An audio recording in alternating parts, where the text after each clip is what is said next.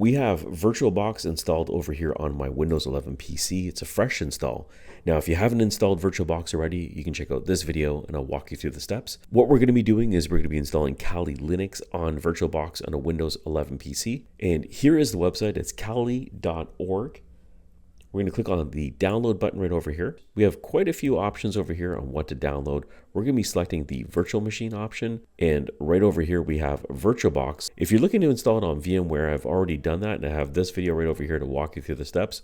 Right now, what we're going to be doing is we're going to be installing the VirtualBox. We want to go ahead and download the image.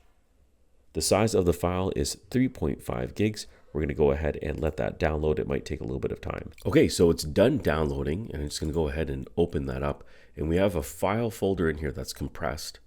If you go inside, you can see that we have the image file as well as the definition file. We're going to go back over here and just right click on it and say extract all, and it'll extract all the files into the folder that's specified. Right now I'm extracting it into my downloads folder. I'm going to be using it temporarily from there. We'll let the extraction continue. It might take a few minutes and we'll jump over to the next step.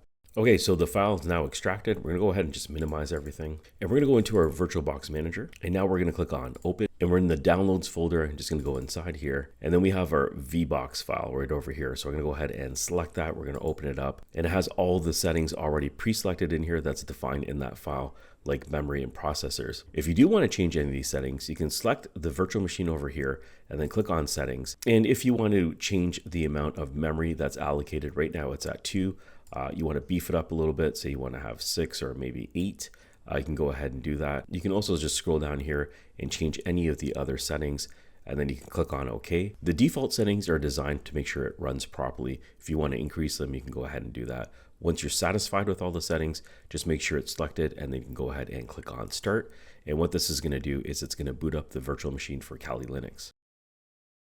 We're at the login screen and we didn't create the user account. It was already created for us. So the username is going to be Kali. The password is also going to be Kali. So you're going to go ahead and type that in, and you can click on Login, and it's going to bring us over to our desktop. And here we are at the desktop for Kali Linux version 2025.4.